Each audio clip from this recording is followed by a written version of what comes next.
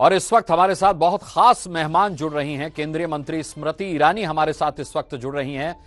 स्मृति जी नमस्कार, बहुत बहुत स्वागत है एबीपी न्यूज में आपका। नमस्ते। सबसे पहले आज की सबसे बड़ी खुशखबरी यही है कि एबीपी न्यूज ने अपना रंग और ढंग बदला है। एबीपी न्यूज जो है लिमिटलेस हो गया है। अब खबरों के लिए हम हदों की सीमा तोड़ेंगे। सबसे पहली टिप्पणी मैं आपकी इसी पर चाहूंगा स्मृति जी। देखिए, एबीपी न्यूज और मेरा जो संपर्क है वो काफी पुराना है, तो लिमिटलेस भले ही आप हो चुके हों, लेकिन मर्यादा की लिमिट में रहेंगे ऐसा विश्वास आज मैं व्यक्त करती हूँ। इस नए लुक के लिए, इस नए प्रयास के लिए आप सबको मेरी ओर से बहुत बहुत शुभकामनाएं। आपका अभिनंदन। जी बिल्कुल, मर्यादा में रहकर ही लिमिटलेस होने का संकल्प हमने लिया है स्मृति जी। लेकिन अगर मैं अब देश के इस वक्त के चर्चित मुद्दों की बात करूं तो सबसे पहले मैं आपको, खैर आपको मैं क्या बताऊंगा, आपको पूरी जानकारी होगी ही। किसान आंदोलन जो है वो भी लिमिटलेस हो चुका है और एक तरीके से अगर देखा जाए तो किसानों पर जिस तरीके से उनके कंधे का इस्तेमाल किया जा रहा है, साफ तौर पर बीजेपी की तरफ से भी आवाज आई। खुद प्रधानमंत्री ने कहा कि इस तरीके का व्यवहार किसानों के साथ ना किया जाए, उन्हें इस्तेमाल ना किया जाए, उनके कंधे का इस्तेमाल अपनी बंदूक चलाने के लिए ना किया जाए। तो एक तरीके से वो आंदोलन भी अमर्यादित होने की ओर बढ़ रहा है। जब पता चला हमारे दर्शकों को कि स्मृति जी जुड़ने वाली हैं तो उन्होंने कहा कि उनसे पूछिएगा जरूर कि भारतीय जनता पार्टी की सरकार ने किसानों को इतनी ठंड में क्यों बिठा रखा है। मुझे लगता है ये भ्रम कहीं ना कहीं आप फैला रहे हैं कि हमने किसी को बिठा रखा है ठंड में अथवा किसी भी अवस्था में। ये कहना ठीक होगा कि आज आपको रोककर कहना चाहूंगा कि ये भ्रम हम बिल्कुल नहीं फैला रहे हैं, बल्कि लगातार जो वार्ता विफल हो रही सरकार के साथ किसानों की, उससे ये भ्रम बेशक हो सकता है कि फैल रहा हो। स्मृति जी, तो मैं अगर अपना जवाब दे दूं। बिल्कुल बिल्कुल, क्योंकि आपने मुझे जवाब देने के लिए बुलाया है निसंदेह, तो इसीलिए मैं जवाब देना चाहूंगी इससे पहले कि आप कुछ और कहें।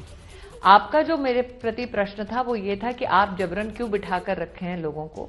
मैं आपको विनम्रता पूर्वक कह रही हूं कि जब ये बिल पारित हुए तो कांग्रेस की पंजाब की सरकार ने एक लिखित शासकीय आदेश को प्रेषित किया और कहा कि इस सरकारी तंत्र का इस्तेमाल होना चाहिए इस एजिटेशन को और हवा देने के लिए। इस विषय से कोई भी अपना मुंह नहीं फेर सकता। ये एक प्रशासनिक सत्य है और ये सत्य कई चैनल्स के माध्यम से उजागर भी हो चुका है। दूसरा विषय, जब आंदोलनकर्ता पंजाब सरकार द्वारा समर्थित दिल्ली पर कूच कर रहे थे तो दिल्ली के मुख्यमंत्री ने इस आंदोलन को अपनाकर इस आंदोलन में अपनी ओर से राजनीतिक सहायता और एक राजनीतिक प्लेटफॉर्म खड़ा किया। इसका मतलब दो मुख्यमंत्री जिनकी संवैधानिक दृष्टिकोण ये होना चाहिए था कि वो कैसे व्यवस्थाओं को सुदृढ़ करें ताकि आम आदमी को अथवा किसी आम नागरिक को किसी भी असुविधा का सामना ना करना पड़े। इन दो मुख्यमंत्रियों ने समन्वय से चक्का जाम या बॉर्डर जाम करके जो आए हैं प्रदर्शनकारी, उनके बीच में अव्यवस्था का एक माहौल खड़ा किया। और कहीं ना कहीं यह हास्यास्पद है कि दिल्ली के मुख्यमंत्री जो एक ढोंगी अनशन करने का प्रयास करते हैं, वो किसानों को ये नहीं बताते कि इसी कानून को उन्होंने स्वयं नवंबर के माह में नोटिफाई किया। मतलब इसी कानून को उन्होंने प्रशासनिक जामा पहनाकर दिल्ली की जनता के सम्मुख प्रस्तुत कर दिया था। और नोटिफिकेशन तभी होता है, आप भी जानते हैं, जब प्रशासनिक और राजनीतिक स्तर पर कोई कानून या कोई विषय माना जाए अथवा स्वीकारा जाए।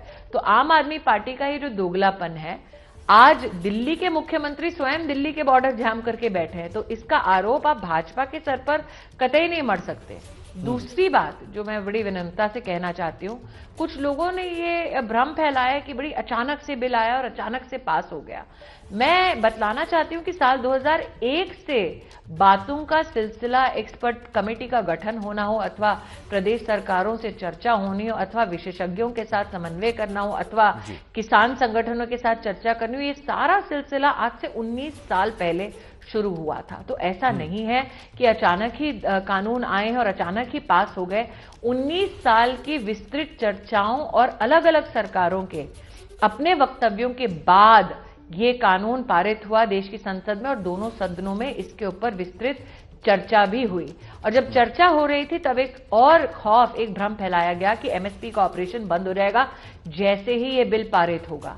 आज आप भी जानते हैं और कई, मुझे लगता है, प्रतिनिधियों ने इस पे दृष्टि भी डाली है कि एमएसपी का ऑपरेशन सितंबर के बाद जब ये बिल पारित हुए 12 दिसंबर तक का अगर आप आंकड़ा देखें तो 40 करोड़ से ज्यादा किसानों ने उसमें भाग लिया। बिल के पारित होने के बाद 71,000 करोड़ रुपया उनको मुहैया कराया गया और 2 लाख मीट्रिक टन धान की खरीदारी मात्र और मात्र पंजाब से हुई। इसका मतलब 2 भ्रम जो कांग्रेस ने फैलाए थे वो टूटे। एक, एमएसपी ऑपरेशन बंद हुआ, बिल्कुल नहीं हुआ।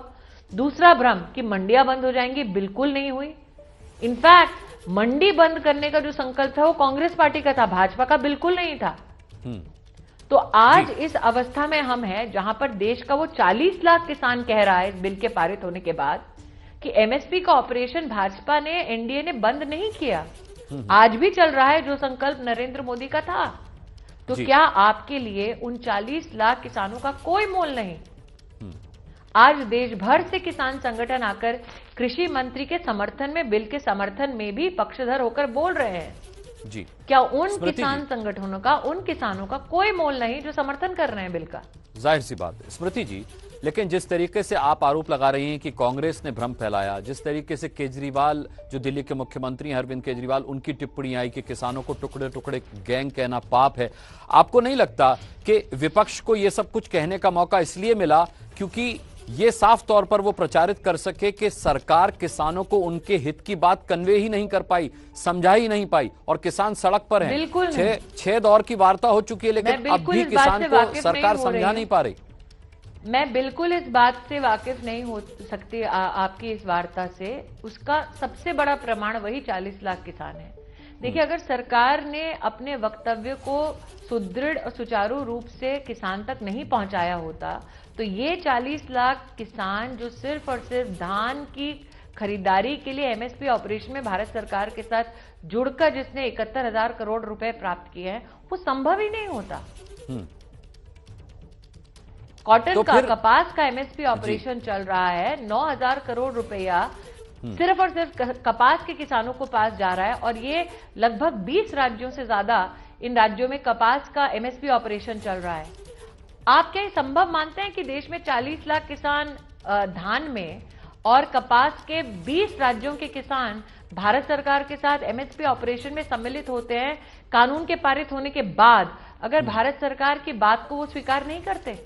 ठीक बात कह रहे हैं आप। जब एमएसपी ऑपरेशन में कोई किसान सम्मिलित होता है, वो किसान स्वयं मंडी में आता है, स्वयं भारत सरकार के प्रतिनिधियों के साथ मुखातिब होता है, परिचय करता है और स्वयं फिर ये सारी व्यवस्थाओं में जुड़कर डीबीटी की राशि अपने बैंक के खाते में पाता है। ठीक कह रही हैं स्मृति जी आप, लेकिन मैं आपसे सवाल, लाखों किसान तो भारत सरकार की इस बात से और विशेषतः बिल से जानकारी प्राप्त करने के बाद भी अपना विश्वास जता रहे हैं, सहमत हैं, जाहिर सी बात है। मैं अब आपसे अगला सवाल यही पूछना चाह रहा हूं कि वो 40 लाख किसान भारत सरकार के साथ हैं, तो वो किसान भारत सरकार के साथ क्यों नहीं है जो सिंधु बॉर्डर पे जुटे हुए हैं, जो कभी नोएडा चिल्ला बॉर्डर बंद करते हैं, कभी दिल्ली चिल्ला बॉर्डर बंद करते हैं, जो लगातार प्रदर्शन कर रहे हैं, आंदोलन कर रहे हैं, वो क्यों भारत सरकार के साथ नहीं है? आप मुझे ये पूछ रहे हैं कि जो 14 करोड़ किसान सम्मान निधि के तहत 93,000 करोड़ रुपया पा रहा है, वो 14 करोड़ किसान जो अभी अपने गांव में है, अपने घरों में है अथवा कल सुबह अपनी खेती के लिए निकलेगा, वो 14 करोड़ किसान क्यों आज अपने घर में है संतुष्ट होकर? और ये किसान संगठन जो किसी न किसी राजनीतिक दल के नेता के साथ अपना प्रतिनिधित्व कर रहे हैं, ये राजनीतिक दल क्यों वहां पर आंदोलन कर रहे हैं? आप ही के चैनल पर कई ऐसे, जिन लोगों ने प्रस्तुतिकरण की है इस आंदोलन में, कई आप ही के चैनल में लोग ऐसे आए जो आम आदमी पार्टी और कांग्रेस पार्टी से टिकट लेकर लड़ चुके हैं भाजपा के खिलाफ और चुनाव हार चुके हैं। कुछ ऐसे हैं जिन लोगों ने अपने चुनावी एफिडेविट में 600 करोड़ रुपए अपनी निजी प्रॉपर्टी, अपनी निजी आर्थिक व्यवस्था घोषित कर दी है। तो आप इस बात को झुटला नहीं सकते कि 2-2 राज्यों के मुख्यमंत्री अपनी राजनीतिक प्रतिद्वंदिता को प्रतिस्थापित करने के लिए लड़ रहे हैं। आप इस बात को नहीं झुटला सकते कि जो लोग भाजपा के खिलाफ टिकट लेकर विपक्षी दलों का चुनाव लड़कर हार चुके हैं, वो चक्का जाम कर रहे हैं। प्रश्न ये उठता है कि आज अगर आप असुविधाओं की बात कर रहे हैं तो क्या इन दोनों राज्य के मुख्यमंत्रियों को चिंता नहीं करनी चाहिए कि इनकी राजनीतिक दिलचस्पी अथवा इनकी राजनीतिक रोटियां सेकने के लिए इतने लोग अव्यवस्था का शिकार हो रहे हैं? जी, तो स्मृति जी, अगर सीधी सी एक लाइन में कहूं तो आपके कहने का यह मतलब है कि कई किसान सरकार के साथ हैं और बाकी जो बच्चे हैं वो अपने खेतों में हैं, खुश हैं सरकार के कामकाज से, और जो किसान प्रदर्शन कर रहे हैं वो किसी राजनीतिक पार्टी के हाथ की कठपुतली बन चुके हैं। एक लाइन में मैंने जो स्पष्ट आपके इस इंटरव्यू में कहना था साहब, वो मैं कह चुकी हूँ जी। आप मेरे शब्दों को किस प्रकार से कोई जामा पहनाना चाहते हैं वो आपका अधिकार है, लेकिन मैं कोई जामा नहीं पहना रहा। मैं वही कह रही हूँ। तो आप जक्सटापोजिशन ना करिए। मैंने जो कहना था आपके दर्शकों ने वो सुन लिया है। स्मृति जी, कब तक उम्मीद कर रही हैं आप कि ये धरना प्रदर्शन भी बंद होगा, सड़कें खुलेंगी? कब तक उम्मीद कर रही हैं? आपको आम आदमी पार्टी के नेताओं से बात करनी पड़ेगी। जब आम आदमी पार्टी के नेता और दिल्ली के मुख्यमंत्री स्वयं चक्का जाम करके बैठे हैं, जो उनका एक राजनीतिक संस्कार सा रहा है, तो इसका जवाब अरविंद केजरीवाल दे सकते हैं कि वो दिल्ली की जनता को और कितने दिनों तक असुविधा का शिकार बनाना चाहते हैं। लेकिन वो तो स्मृति जी ये कहते हैं कि मैं जब किसानों से बात करने के लिए जाना चाहता हूं तो मुझे नजरबंद कर दिया जाता है। कौन नजरबंद करता है साहब? ये कितने पुराने टंटे हैं। अगर नजरबंद होते तो गाड़ियां अंदर बाहर जाती उनके घर की। अगर नजरबंद होते तो सार्वजनिक आकर अनशन पर बैठने का वो तमाशा करते। नजरबंद तभी होते हैं जब उनके पास ये जवाब नहीं होता कि आपने नवंबर में इन्हीं कानूनों को नोटिफाई कैसे कर दिया, तब से वो अपने आप को नजरबंद मानते हैं। वरना वाकई में क्या हेड ऑफ स्टेट हमारे देश में किसी भी प्रदेश का मुख्यमंत्री क्यों ना हो, किसी भी राजनीतिक दल का नेता क्यों ना हो, क्या नजरबंद हुआ है कभी 1975 छोड़कर? जी। तो मैं आपसे आग्रह पूर्वक कहना चाहती हूं कि आप जिस आक्रोश की बात कर रहे हैं साहब, अगर वाकई में धरातल पर होता तो इनका जो भारत बंद का ऐलान हुआ है वो कभी फेल नहीं होता। वो भी तो आपको संकेत दे रहा है जी। और अगर वाकई में आप साधारण हिंदुस्तानी से पूछिए, मतभेद आपका हो सकता है राजनीतिक दलों के बीच में, लेकिन ये कैसा मनभेद है कि आप देश की राजधानी में ऐलान कर दे कि मोदी को आप मौत के घाट उतार देंगे, और ना अरविंद केजरीवाल उसकी निंदा करते हैं, ना ही अमरिंदर सिंह जी। भारत के संवैधानिक पद पर विराजमान प्रधानमंत्री को मौत के घाट उतारने की बात कही गई है साहब। जी, बेहद दुर्भाग्यपूर्ण है स्मृति जी ये। बेशक बेशक। स्मृति जी, दूसरे मुद्दे पर आना चाहूंगा। ये उम्मीद करता हूं कि बहुत जल्द किसान आंदोलन खत्म होगा। मैं दूसरे मुद्दे की बात ये करना चाहता हूं कि ये खबर जो अब जिस पर हम चर्चा करेंगे वो लगातार हेडलाइंस बनी हुई है, और वो है पश्चिम बंगाल के चुनाव।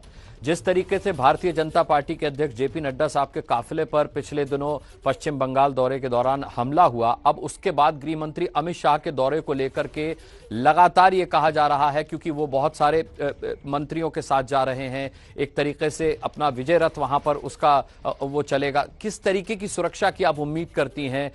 किस तरीके की पश्चिम बंगाल पुलिस से आप उम्मीद करती हैं? क्योंकि जाहिर सी बात है कि पश्चिम बंगाल पुलिस अभी भी इस बात पर अड़ी है कि नड्डा साहब को पूरी सुरक्षा दी गई थी, बीजेपी ने अपने ऊपर खुद हमला करवाया। पार्टी के कार्यकर्ता, अगर आप भारतीय जनता पार्टी के कार्यकर्ताओं को अगर आप पश्चिम बंगाल में देखें तो उनका पश्चिम बंगाल की पुलिस ने ममता जी के आदेश पर क्या हश्र किया। महिला कार्यकर्ता है अगर भाजपा की तो उसका बलात्कार करवाया गया सरेआम, कितनों को मौत के घाट उतारा गया। कितने ऐसे हमारे पुरुष कार्यकर्ता है जिनको सरेआम फांसी दी गई, शव को लटकाया गया पूरे गांव में, पूरे शहर में, ताकि लोग डर में सहम कर बैठ जाए और भाजपा का हाथ ना थामे। लेकिन ममता जी को शायद ये समझ नहीं आता कि आप एक भाजपा के कार्यकर्ता को मौत के घाट उतारेंगे, हम में से 10 और खड़े हो जाएंगे जी। रक्त तंत्र जो ममता का चल रहा है देश में और विशेषतः पश्चिम बंगाल में, उस पर लोकतंत्र ही हावी होगा, ये हमारा संकल्प है। भाजपा के राष्ट्रीय अध्यक्ष के पूरे कार पे और उनकी पूरी व्यवस्था पर ईंटों से हमला करवाना यही तो बताता है कि ममता बनर्जी किस प्रकार से व्याकुल है। और जो एक संवैधानिक पद पर स्थापित व्यक्ति को, एक मेंबर ऑफ पार्लियामेंट को मौत के घाट या फिर उनके ऊपर अटैक कर सकती है, आप सोच सकते हैं कि साधारण जनमानस का उस प्रदेश में क्या हाल हो रहा होगा। जी स्मृति जी, शुभेंदु अधिकारी जो कि प्रदेश की सरकार, जी बोलिए, जहां प्रदेश की सरकार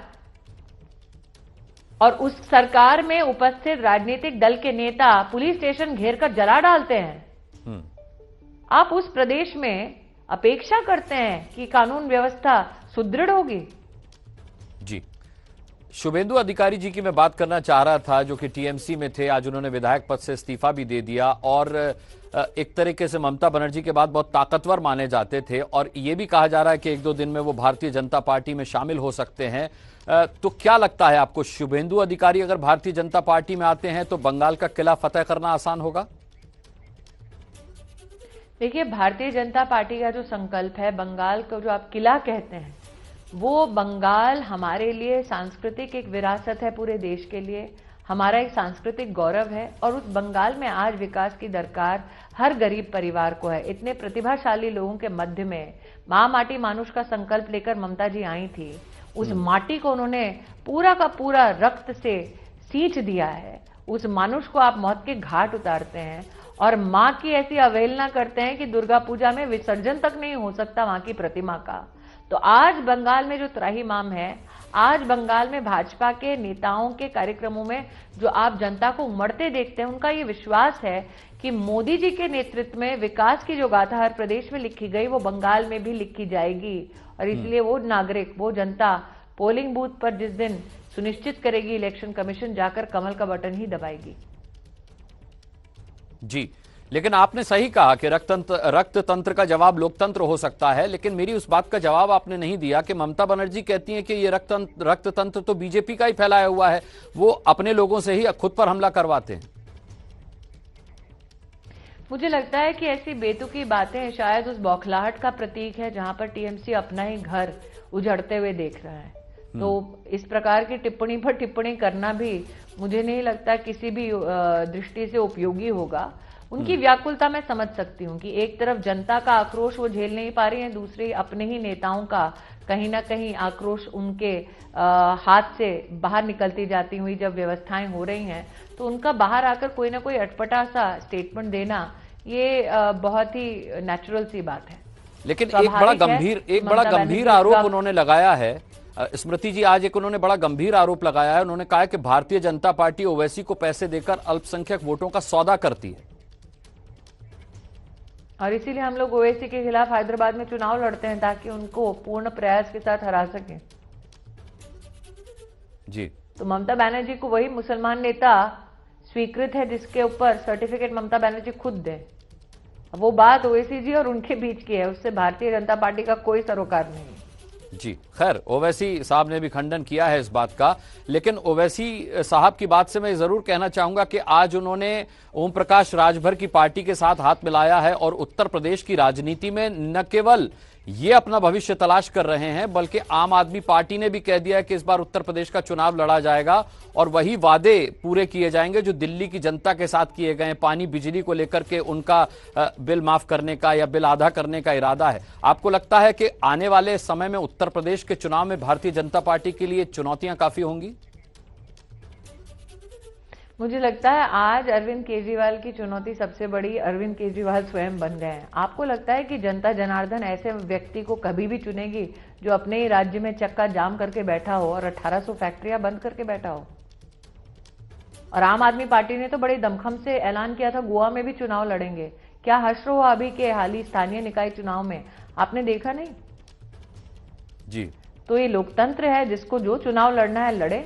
भाजपा की कार्यकर्ता होने के नाते मैं मात्र ये कह सकती हूं कि नरेंद्र मोदी जी के नेतृत्व में उत्तर प्रदेश में एक बार फिर भाजपा का परचम लहराएगा। ये सिर्फ मेरा विश्वास नहीं है, जनता की भी यही मांग है, जनता की भी यही दरकार है। जी, स्मृति जी, आपने अमेठी से राहुल गांधी को हरा करके केरल भेजा, वायनाड भेजा और आज केरल से बड़ी अच्छी खबर आई, लोकल बॉडी इलेक्शन में भारतीय जनता पार्टी को जीत मिली है। हैदराबाद, राजस्थान, गोवा के बाद ये एक तरीके से माना जा रहा है कि भारतीय जनता पार्टी ने चौका लगाया है। सबरीमाला मंदिर वाले शहर में भी बीजेपी को जीत हासिल हुई है।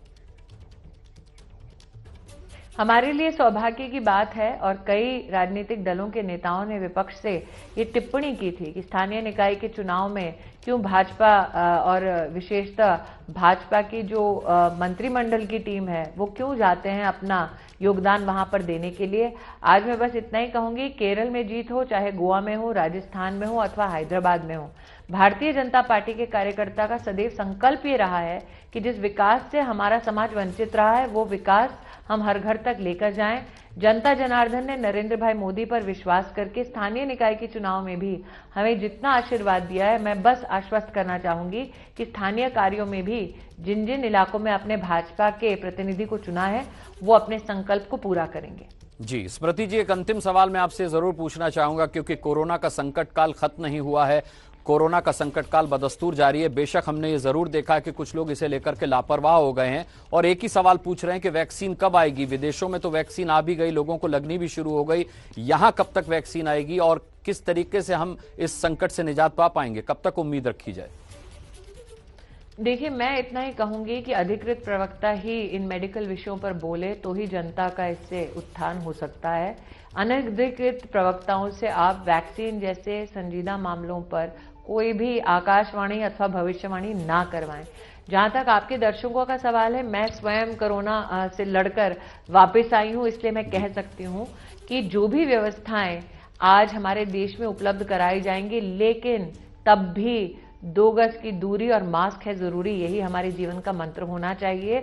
मैं एक तरफ आपको अभिनंदन देती हूं कि आपने एक नए रूप में अपने चैनल को प्रस्तुत किया है, लेकिन पुराने रूप में आपके दर्शकों को मैं एक बार फिर आग्रह करती हूं कि जैसा कि आपने कहा कि ये महामारी का सिलसिला, ये दौर अभी तक समाप्त नहीं हुआ है। आप जहां भी हैं सतर्क रहें, 2 गज की दूरी बनाकर रहें और मास्क पहनकर रहें। बहुत बहुत धन्यवाद करना चाहूंगा स्मृति ईरानी जी, आपने अपने व्यस्त समय में से समय निकाल करके वीपी न्यूज से बात की। बहुत बहुत धन्यवाद आपका। नमस्कार।